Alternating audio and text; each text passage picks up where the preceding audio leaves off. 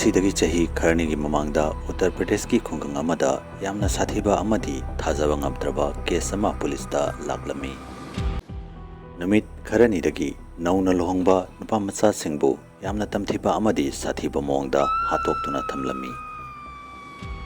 Tha aduda luhongkiba nupa macha taruki yamna sathiba mongda makhoigi luhongbagi ahingi numit aduda hatoktuna thamlami.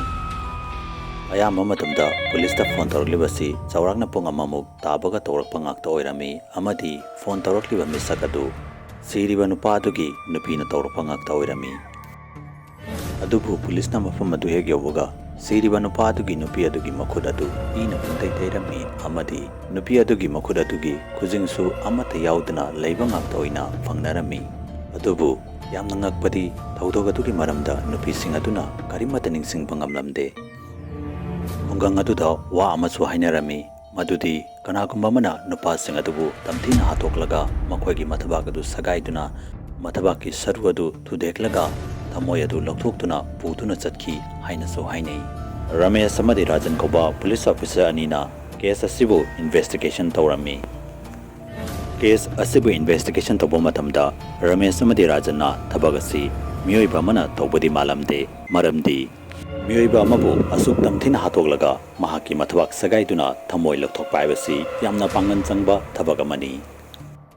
Nupi tarukna makhoigi mapuroiba singbu makhoigi luhongbagi ahing aduda asumna hatpa haibasi thajabada khara wana thoklami. Adubu thamoi lokthokpagi thabak asi nupi sing adubu season aduna lokthokpani haibasi makhoi anina thajarami. Maramdi case pumnamakta nupi sing adugi makhutki khujing adu amata yauramde amadi ina puntai taiduna leirami. Rajana Ramesta nupi sing asigi manungda yamna sathiba amadi tamthiba thawai ama changduna makhoigi nupa sing adugi thamoi lokthopagi thabagasi nampuda tawhanbo iramgani haina hairaki. Yamna tan chanana Ramesh ki luhongbasu tha adugi tarik 19 da oirami. Rameshna mahaki luhongbagi ahing adu khara cheksina leitaba yade amadi case adusu ahing aduda loisena honagani haina khanki. Rameshna matam kuina ngaijarakpa mahaki luhongbagi numit adu yawraklami amadi mahaki luhongbagi ahing adusu yawraklami. Rameshna karigumba mihadasi phataba thawai amana tawba oiramba taragadi mahaki luhongbagi ahing adudasu magi nupigi haksangda soidana changlakani amadi mado panawada mahak khara wana thokani haina su khalami. Maramaduna mahak police ki handcraft adu puduna laklami. Ramesh ki luhongbagi ahing adu mahak na khalamba adumak thoki. Ikhang khangaudana Ramesh ki nupigi kuchu adu musin musilaki amadi Ramesh ki makhori adu kanna paiduna metlaga mahakpo malangda thangatuna thamki. Ramesh na tanza ama thiraga mahaki nupigi makhud aduda handcraft adu fajilami amadi fabungda punsinduna thamlami. Ramesh ki nupi adu fabungda punsilubadagi angaupi gumna kanna lawba hauraki amadi handcraft adusu kanna singmanbadagi fabung adu nomba hauraki. Fabungda puliba handcraft adu mahakna kanna singmanbadagi tatki amadi amukasu Ramesh bu hatlage haiduna mahaki manakta kanna chensilaki. Udakta Rajan amadi mahaki timadu Ramesh ki kaagi thong adu hangdoklaga changlaglaga mahaki nupi adubu faki. Yamna kana honaraba matungda Ramesh ki nupi adubu makhoina yot ki chain amana faraga chair amada famanduna thamlami. Ramesh na magi nupigi manakta famlaga mahaki haksangda sangduna leiriba fattaba thawai aduda karigino nangna asuk yamlaba mi asi aduk tamtaina hatliba adu haina hangki. Ramesh ki nupina mahaki mamid adu lautholka mangoda munna yanglaklami amadi yamna akiba khonjelda Aigi luhongbagi ahing aduda aigi nupamagna aibu hatkibani. Mahakna aun puta piu haina hairakpasing adu aigi mung manungna piba ngamkhidabani. Maramaduna mahakna aibu tamthina hatokpiraga aigi thamoi adu lokthokduna paisa paiba nupamada yonthokibani.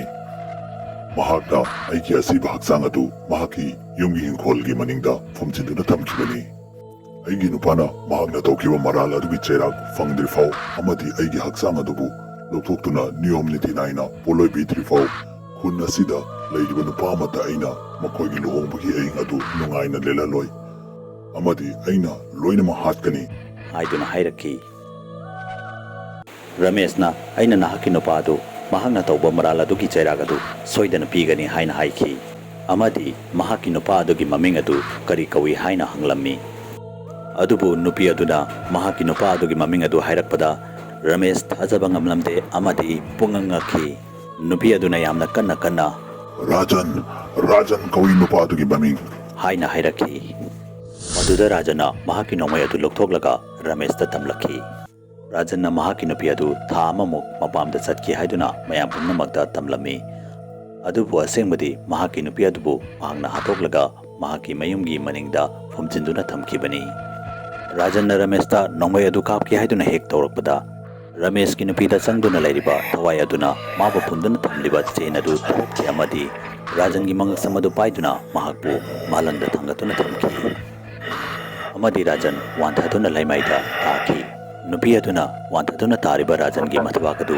sagai ki amadi mafam aduda wanthaduna taki nupi aduna wanthaduna taki baga Ramesh ki nupi gi kuchu adu amuka hanagi kuchuda hanjilaklami mathangi numitta Ramesh na Rajan gi mayumgi maning adu tawkhaituna yenglubada Rajan gi nupi gi asi bhakchang adu phumduna leramba fangnaki Ramesh na asi bhakchang adu bulokthokhlaga niyom niti naina poloi bikhi numit adudagi khungang aduda amuka hanna Luhongbagi Ahingda nupa singbu hatpagi thodog asi amuka hanna taba fangkhide adubu Ramesh ti mahaki Luhongbagi Ahing adu kawba ngamgani haiba thajade Facebook ta Manipuri horror story gi Facebook page fu follow tawiramu loinana karigumba wari asu mayamna pami taragadi channel asibu subscribe tawiramu amadi video asibu like and share amam ta tawiramu mathangi video da amu unarasi habisiga loinana yangkopam loyangan bana mayam pumna mukti kainabagi yathang nizari